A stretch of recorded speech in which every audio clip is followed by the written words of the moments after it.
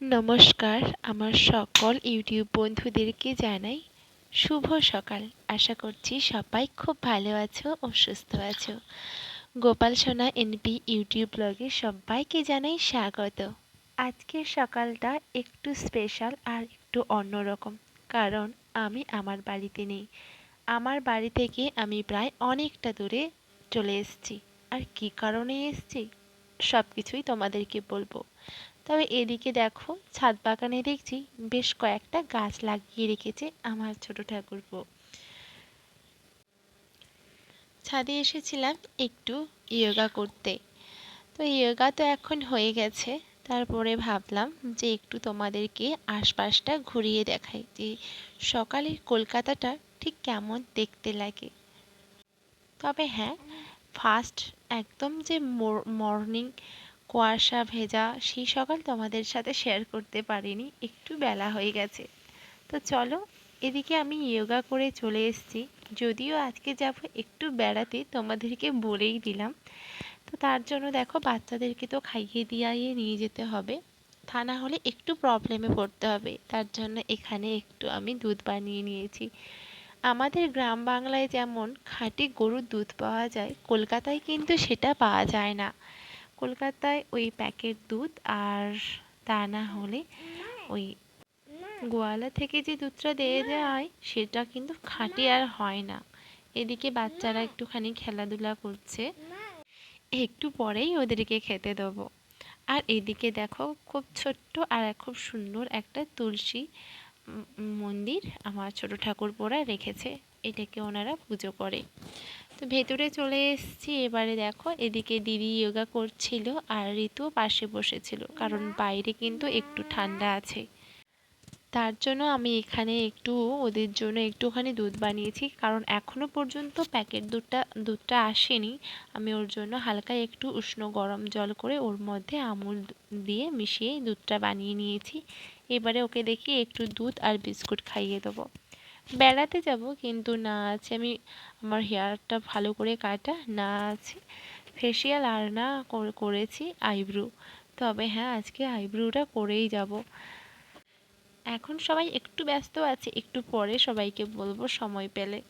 আর এদিকে দেখো, বাচ্চারা সমস্ত খেলনাগুলোকে কিভাবে অগুছানো করে রেখেছে। গুছিয়ে দিয়েছিলাম, কিন্তু আবার এখানে দেখো অপরিষ্কার করে দিয়েছে। আসলে বাচ্চা বাড়িতে থাকলে এরকমটাই হয়, যত গুছিয়ে রাখো না কেন সে সব কিছু কিন্তু আর ঠিক হয় না। অনেক কাজ পড়ে আছে বন্ধুরা, তাই ঝটপট ঋতুকে খাওয়া দিয়ে এসেই আমি ওর ফিটারগুলোকে ধুয়ে নেবো, কারণ ওইগুলোকে আবার ফোটাতে হবে, একটা সময় সাপেক্ষ একটা ব্যাপার। এগুলো ফোটানো হয়ে গেলে আমাকে তো এগুলো নিয়ে যেতে হবে ওর জন্য। এবারে বলি, দেখো আমি এসেছি এখানে ডাক্তার দেখাতে, আর এখানে একটা সায়েন্স সিটিতে খুব বড় একটা মেলা হয়, তো সেই মেলাতেও যাব, তার জন্যই আসা। তো ফোন করে বলেছিল যে এখানে খুব বড় একটা মেলা হয়, তো সেখানে সবাই মিলে ঘুরতে যাব। আর টিকিটও হয়ে গেছে, তো আমরা ওর জন্য এসেছিলাম। তো আজকে যাব সেখানে সায়েন্স সিটিতে, তো খুব মজাও করব, তোমাদের সাথে অবশ্যই শেয়ার করব। এদিকে দেখো, আমার বরমশাই কিন্তু রান্না বসিয়ে দিয়েছে, ভাত, আর এদিকে সবজিও হয়ে গেছে, মানে তরকারি করার জন্য কিন্তু এখানে মশলা করছে। আর এদিকে দেখো, আদা, টমেটো আর আলুটাকে ভালো করে ভেজে নিয়েছে। তো এই সময়টা দেখলাম রান্না করতে করতেই দেখলাম যে আমার ছোট যা পম্পাদি চলে এসেছে। তো ওকে বলতে যে আমার আইব্রুটা করে দিল, ও পার্লারের কাজ করে, ও কিন্তু সাট দেখছি যে আমার আইব্রুটা করে দিচ্ছে। আর এতটা আমি ব্যথা পাচ্ছিলাম যে কি বলবো। আইব্রু ঠিক একটা আমি করি না, খুবই কম করি, মানে কোথাও হয়তো যাওয়ার হলো তখনই করি, তা না হলে আমি কিন্তু আইব্রু করি না খুব একটা। তো আমার ওর জন্য ভীষণ লাগছিল, কারণ অভ্যস্ত নই, ভীষণ লাগছিল। বলছিলাম যে তাড়াতাড়ি ছেড়ে দাও, যা হওয়ার হয়েছে, আর কিছু করার দরকার নেই। আর এদিকে আমার দিদিও স্নান করে রেডি হচ্ছে, তত সময় ওর হয়ে গেলে তারপরে আমি আর পম্পাদি যাব স্নান করতে।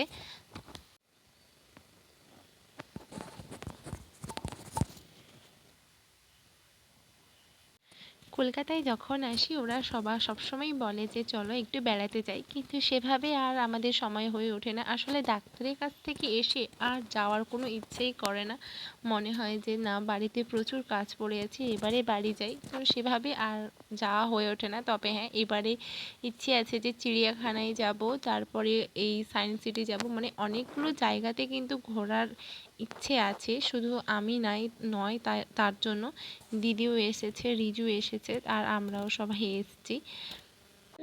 এদিকে দেখো সবাই রেডি হয়ে গেছে, পম্পাদিও রেডি হয়ে গেছে, তো দিদিও রেডি হয়ে গেছে। তো বন্ধুরা সবাই খুব ভালো থাকবে আর সুস্থ থাকবে।